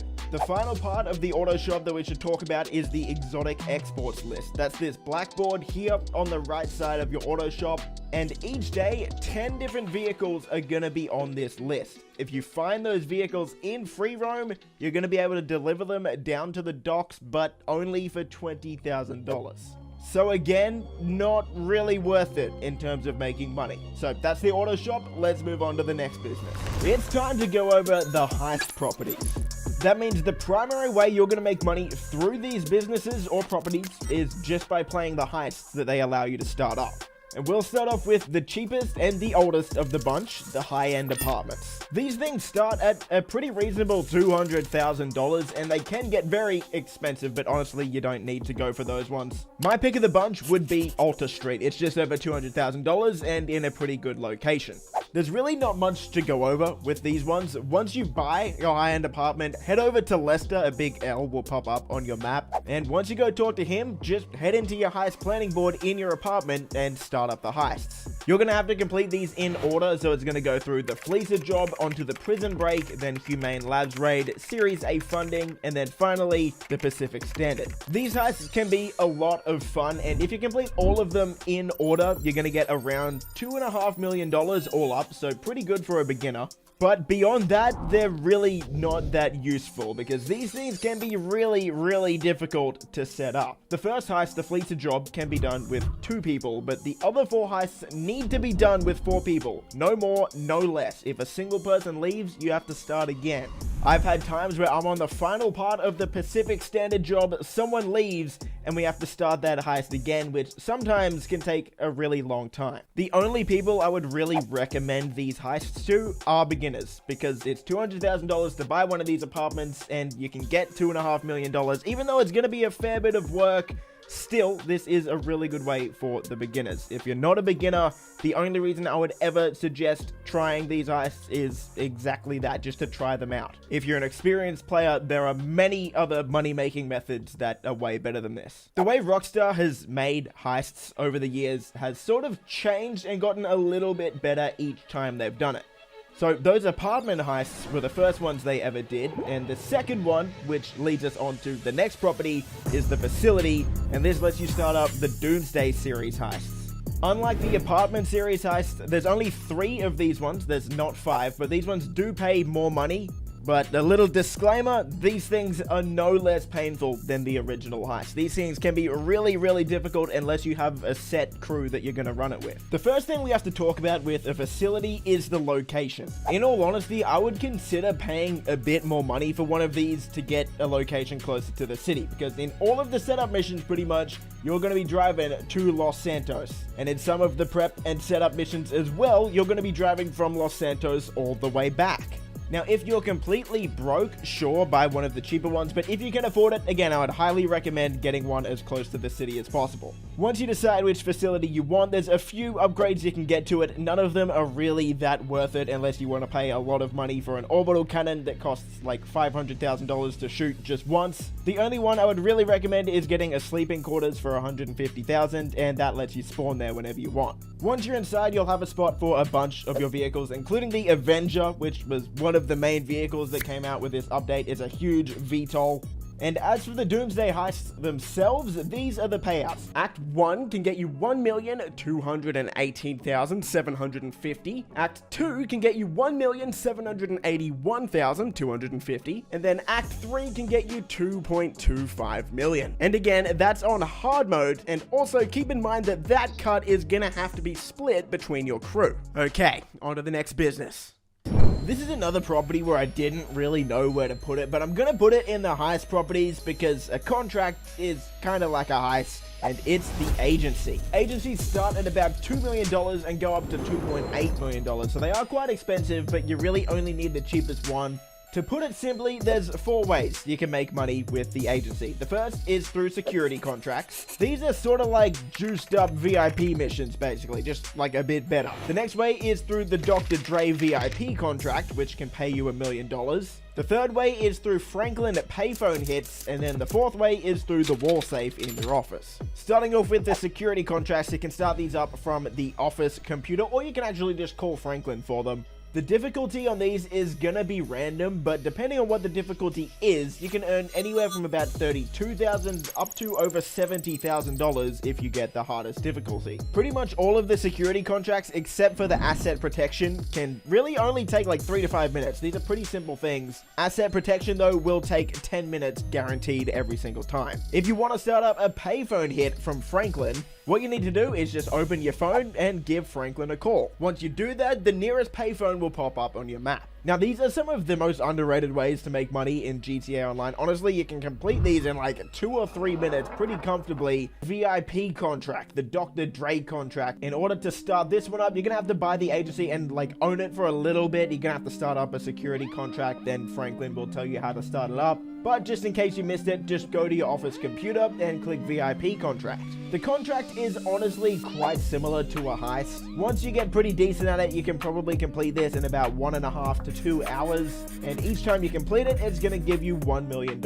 So not amazing, but also not terrible. I'd say it's in the top 5 money-making methods in GTA Online. And then the final way you can make money is through the wall safe in your office. Now, this is going to start off at $250 per in-game day, which is 48 minutes. But each 5 security contracts you complete, that number is going to go up by $250. That'll max out at $20,000 per day, but if you complete a couple hundred security contracts, you'll be getting $20,000 a day passively. In-game day, that is. So every 48 minutes. That's not too bad. But it is a pretty long grind, so keep that in mind. Couple extra things you're going to want to know about the agency. It comes with a 20-car garage whenever you buy one, so that's pretty neat. Plus, you can buy the armory for $720,000, which is going to give you your own personal ammunition inside your agency. On top of that, you're going to get a discount on all guns that you buy through here, plus you can buy body armor through here. This is the first property ever in GTA Online that you can get body armor with. So overall, I think this is kind of worth it. If you add the vehicle workshop to the agency as well, you can add the new Imani tech,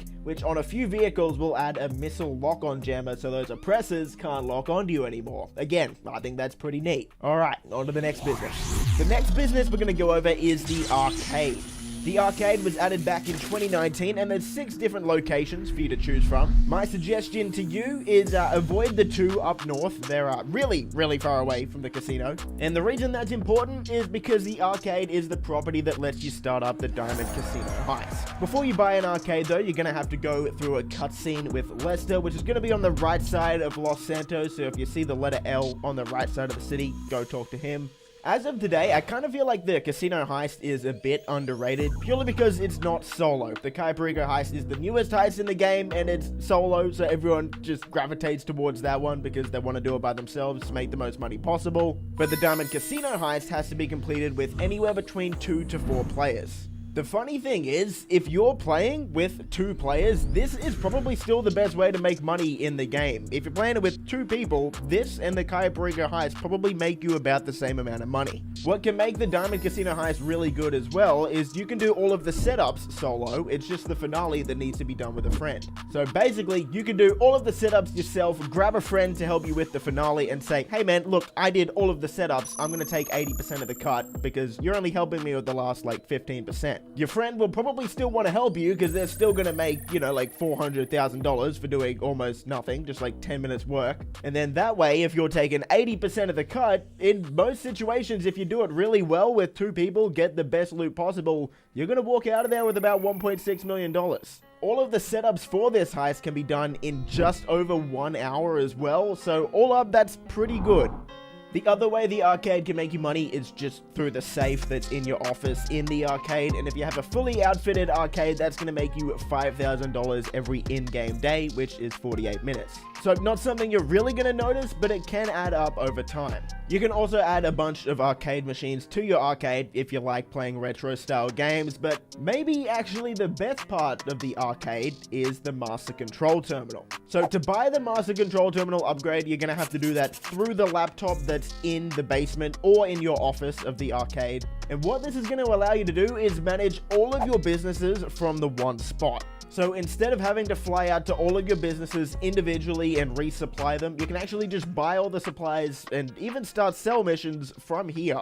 So this is actually a huge time saver for anyone who really likes to grind out this game. So if you're a grinder, I would recommend picking this up for sure.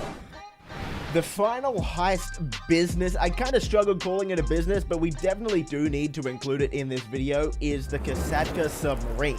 Now, technically, this is actually a vehicle because you buy it in Warstock Cash and Carry and you can drive it around. So, I mean, it's a vehicle, but it does let you start up a heist, the Kayaparico heist, which currently is the best one in the game. So, the Kosatka submarine starts at $2.2 million without any upgrades, and that might seem like a lot, but trust me, you're going to make way more than that really quickly as well. There's actually not too much to talk about with the Kosatka itself. You can add things like a sonar station, guided missiles, but really they aren't that necessary. You can also add a weapon workshop to upgrade weapons, but I mean, if you don't want to get that, you don't have to, because you probably already have one somewhere else. Maybe the only upgrade I would actually recommend buying is one of the Moonpool vehicles. It's the Sparrow, because this is going to make the Kayaparico heist setup missions so much easier and so much faster for you, so I do recommend picking that up. But outside of that, the process is pretty simple. Just play the Kayaparico heist. It can get you up to $1.5 million an hour, which is absolutely insane, and that's about it. One thing I should mention as well is you will need to go to the music locker in order to be able to unlock the Kosatka, because you're going to need to get the intro cutscene to the Kayaparico heist, which is in the music locker. But after that, the process is pretty simple. Buy a Kosatka and make a ridiculous amount of money. That does it for the heist properties, but we got one final business to go over. It's the arena workshop. No, I'm kidding. We didn't actually go over the arena workshop. It's kind of useless, so I didn't include that one. But we have to go over the nightclub. Okay, first things first, location. You actually have to buy a nightclub, so where should you buy it? Well, in my experience, it is definitely better to get one as north as possible. So I would recommend, if you can afford it, getting one of the two at the top of Los Santos. The main reason for that is it's just a much more central location. Some of the sell missions, some of the resupply missions, setup missions, whatever, they can be actually at the top of the map. So not only is it annoying having to actually drive to the top of the map, but you're also going to have to bring a slow vehicle back, and driving it through the city as well to get to the bottom of the city, well, that's going to add an extra few minutes every single time, and I don't recommend it. These two at the top of the city are also really close to the highway, so it makes all that stuff a lot easier. Okay, let's go through the nightclub upgrades when you're buying it. We got nightclub style, light rig, nightclub name, and then dancers and dry ice. All of those are completely cosmetic, and I wouldn't recommend it as a beginner unless you've got millions and millions to waste just to make your nightclub look a bit cooler. Storage, on the other hand, can actually be really useful. By upgrading your storage, that means you can store more product before you have to sell it, so you're not going to have to sell as often. Again, if you don't have the money for it right now, don't stress, but this is something I would probably save up for in the future, just so you don't have to sell every couple of hours. You can sort of wait like 20 hours before you have to sell if you've got a maximum size storage. But anyway, right now, we probably don't have to worry about it. Maybe grab one storage upgrade if you can afford it, but that's something you can upgrade in the future. Also, in the storage section, you have options to add more garage space, but again, that's something I would probably do later. Okay, so you've got a nightclub now. Once you get in, you're gonna have to do a few setup missions. They're not gonna take too long. I would just recommend trying to enjoy them, because you're only gonna be able to do these once. Before we get into how the nightclub actually works as well, one small thing I want to let you know. First of all, you're going to need to set yourself up as a CEO or a VIP. This is how you do it. Just go into your interaction menu, go to SecuroServe, and set one up. Also, since now all businesses can be operated in invite-only sessions, I would recommend doing that, because if you're doing this in a public session, you are most likely gonna get griefed. So I just did it on screen, that's how you do it. Once that's done, let's get into the nitty-gritty of how this business works, because like I said at the start, it can be pretty confusing. So the nightclub actually makes you money through two different ways. The first one is the nightclub itself, like the nightclub up the top, where people come in, dance, drink, pay money. You're gonna earn money through that, passively. But there's also another way to make money, and that's through the underground warehouse. This warehouse is full of nightclub technicians that you can hire. They're gonna go out, get cargo and product for you to eventually sell. What's great about the nightclub is both the nightclub up the top and the warehouse down the bottom are both very much passive businesses, so you don't actually have to do too much to make a lot of money with this business. So let's go through the two sections, and we'll start with the nightclub up the top. This part of the business is actually quite simple. You're gonna earn money every single 48 minutes, which is an in-game day. That money is going to appear in your safe that's in your nightclub office, and all you have to do is go and collect it. So, how much money can you actually make with the nightclub up the top? Well, that depends on how high your popularity is for your nightclub. Now, your goal is to keep this popularity bar full at pretty much all times, and if that bar is full, then you're going to make $50,000 in that safe every single 48 minutes, which is honestly a fair bit of money for doing pretty much nothing.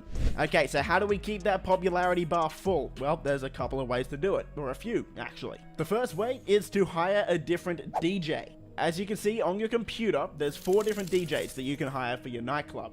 Now, you're going to notice that some of them cost $10,000 to hire, and the other one costs $100,000 to hire. What that means is that one that's $100,000, I've never actually hired them before. So anytime you hire a DJ that you have never hired before at your nightclub, that popularity bar will go all the way up, no matter what it's at any point. From there, you can then rebook DJs that you've hired before for $10,000, and that's going to fill up that popularity bar a little bit, but not all the way.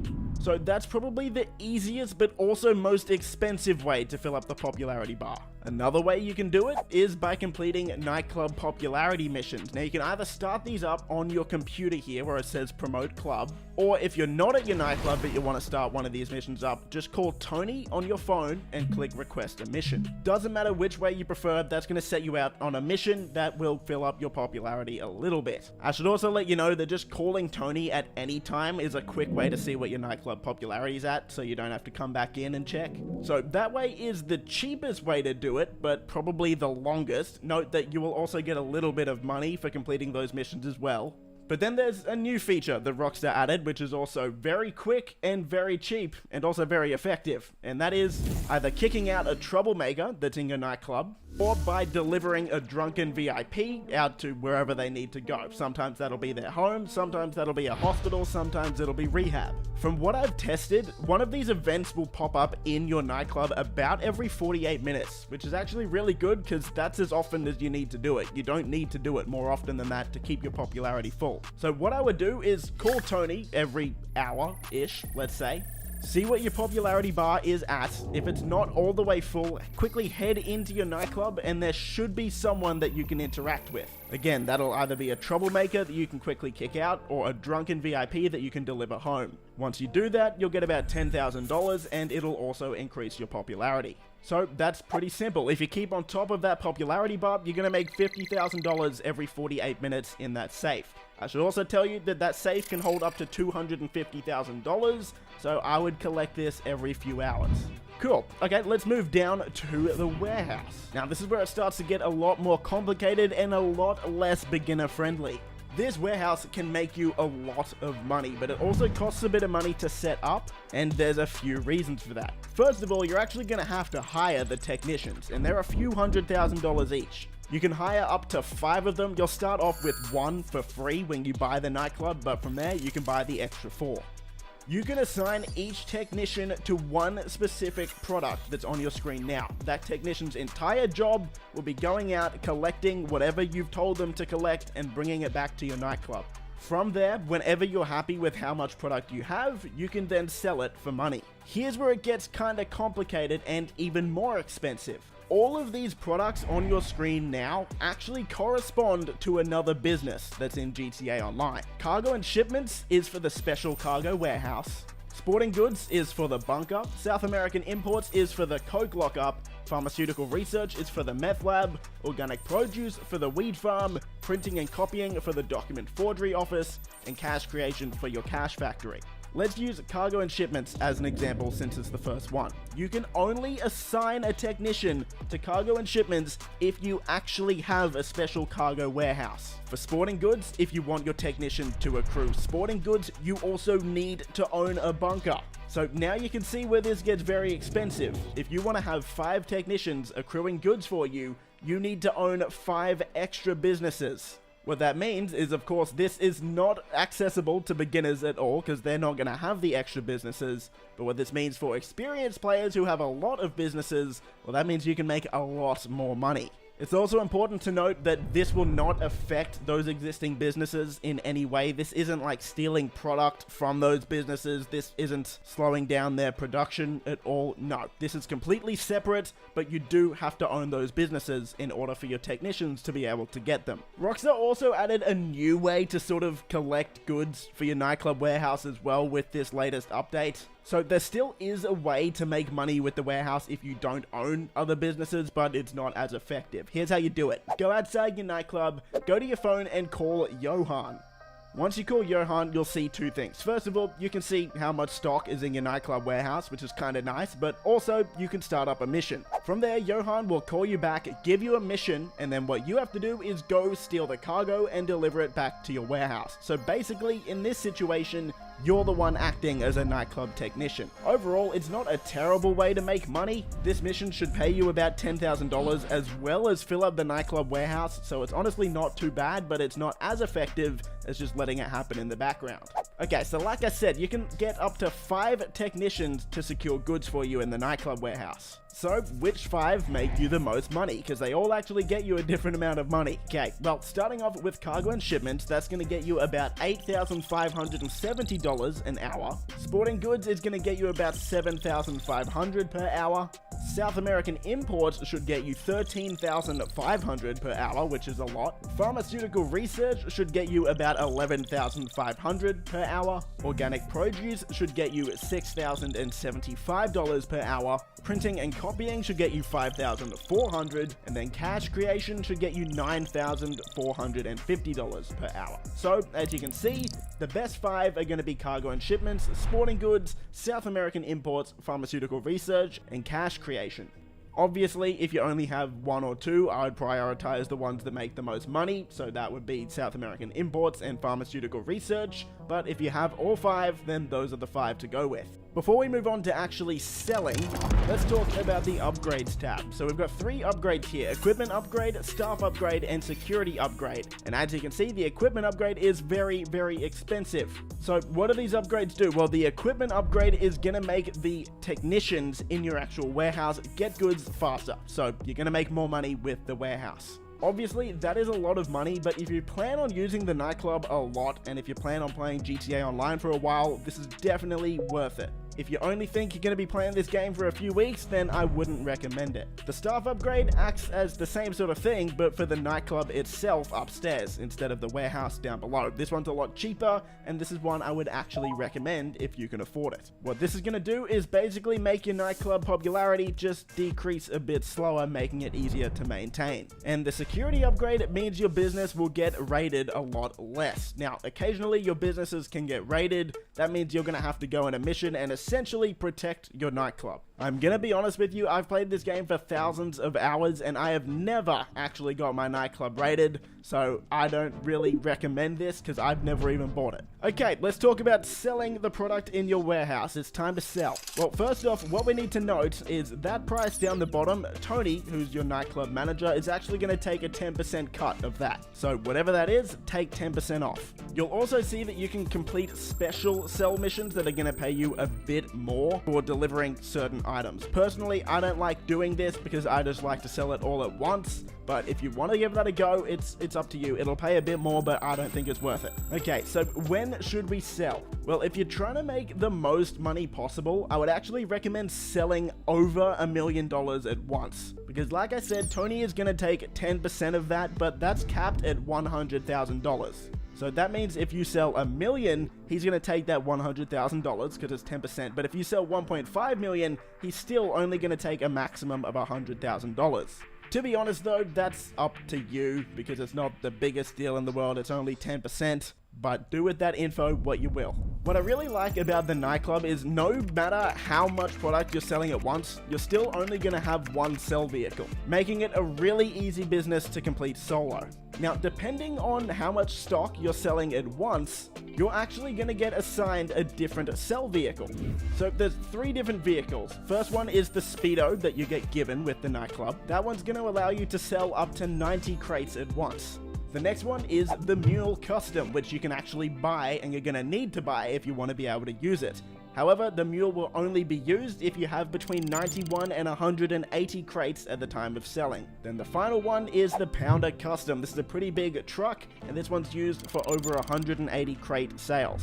What's nice is you can actually custom upgrade these vehicles to make them a lot stronger. They're going to have armor. You can even put weapons on them if you want. But like I said earlier, I recommend doing this in invite-only lobbies, so you shouldn't have to worry about players trying to grief you. So hopefully you shouldn't actually have to upgrade these vehicles. The final thing I'm going to let you know about the Nightclub is this is where you're going to store your Terabyte if you choose to buy one. The Terabyte is a vehicle you can buy on Warstock, and this is the vehicle you're going to want to buy before you buy the Oppressor Mark II if you choose to buy it, because you can store the Oppressor Mark II in your Terabyte and add missiles to it and whatnot from the Terabyte. This is the only place you can do it. The Terabyte also lets you start up client jobs, which are actually pretty nice paying little jobs. So if you do choose to buy that, well, I made a completely separate guide on that. I'll link that one down below. And we'll wrap it up there. So the Nightclub is probably in my top 3 businesses in the game. Probably number 2 actually, right behind the Kosatka submarine if we're including that one. This is absolutely a must-own business. So I hope this video helped you out. If it did, a thumbs up would be awesome. Subscribe for more stuff like this. I hope you're staying safe,